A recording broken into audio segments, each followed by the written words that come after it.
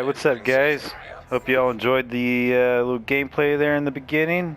Sorry if it was a little long, let me know. I will shrink that down, but let's go ahead and jump right into it. So we'll start off by talking about the specialization that we're using. We're using the Survivalist. The reason we're using the Survivalist is for a few reasons.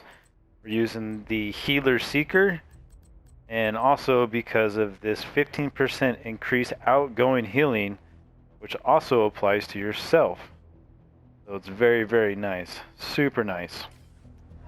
So the build itself that we're going to be using and that you saw in this video is a two-piece True Patriot build based around Berserk and a lot of health. So also we're using the Eagle. If you don't have the Eagle, there are plenty of other weapons you can use and still do just as much damage if you have the right talents.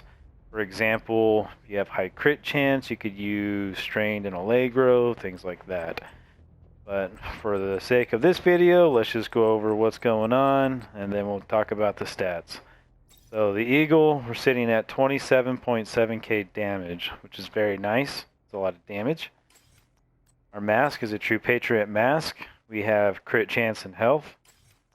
Our chest piece is a Fenris chest piece. We have health, weapon damage, crit chance, obviously Berserk, and we have Vital. It would be nice to have more weapon damage there, but it is what it is. Love RNG. Our holster, we got a Gia holster, mainly because of the two reds. We're rocking health percentage and health. Our knee pads is a Gia knee pads, mainly for the two blues. And we have health and patience. We have a True Patriot gloves with weapon damage for the assault rifle and health. And then we have a Alps backpack with weapon damage and health and vital. So very key, you want vital on your chest, you want vital on your backpack. You want to get health pretty much anywhere you can. Yeah, pretty much, yeah. So as far as the mods go, we'll talk about the mods here in a second. Let's go over the stats real quick so you can see what really makes this build, in my opinion, an anti-meta build. Most people are running Spotter, On the Robes, Bloodsucker. Occasionally you'll run into somebody having BTSU gloves for a lot of healing.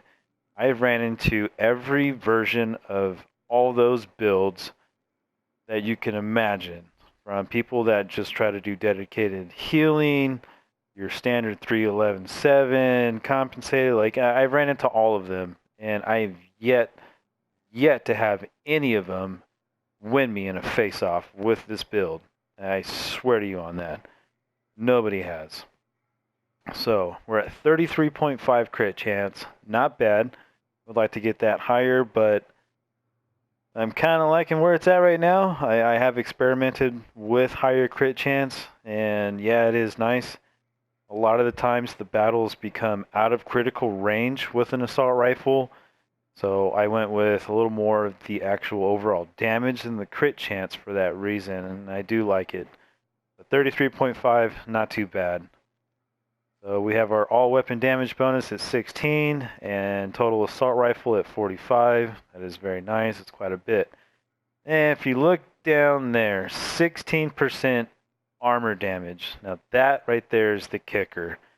That's where people go, holy crap, I got melted. Well, yes you did, for sure. Because armor damage is multiplicative. So that multiplicative armor damage, you can put that on top of when you're in your full Berserk proc, as well as the crits coming out of that. It is a bunch of damage. A bunch. Everything else down here, I'll scroll through so you can see. Something else we're going to talk about real quick is that Seeker Mine skill power, 1986. So we're invested as much as we possibly can into that Seeker Mine because of the healing from it. I mean, it's pretty low armor. The health, 291. It's okay, it's good, not the best. So you got to make up some survivability, which is why we're using these two skills. Also why we're using the Seeker Healer, which comes from the Survivalist class, which also gives us another 15% extra incoming healing. Well, I know it says outgoing, but it still applies to you. So Defender Drone, it's whatever, it's base. I got some skill power on there. Like none of this matters. Just good old Defender Drone. Just helps you retain some survivability while you're in your state of berserk. The Seeker Healer, we have a total of 1986, 37,387. Now I know you might be like, well, that's pretty garbage, because I can get my chem launcher up to 140 and this and that.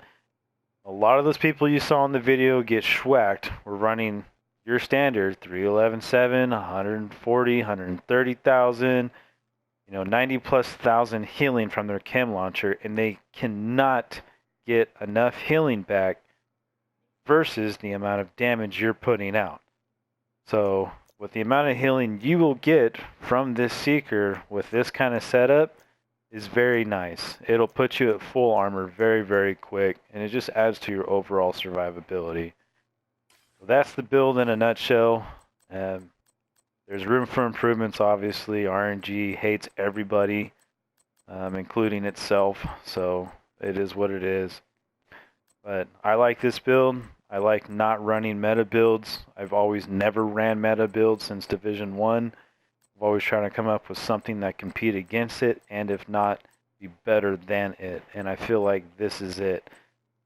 Skill builds in this game are good. Are they going to be the best? No. Since Division 1, it'll always prevail. DPS will reign king. And this here is a lot of DPS, as you saw in the video. So anyways, that is it. If you guys liked it, I would appreciate it if you gave it a like. Leave a comment if you wish. Subscribe. I got some more build videos coming out. I'm working on a clutch spotter build that has way more healing invested into the Seeker. It is insane. We'll have that one coming out soon. I'm actually calling that one feta cheese at the moment. It's really good. So anyways, there you go. Hope you guys have a good day. Thank you.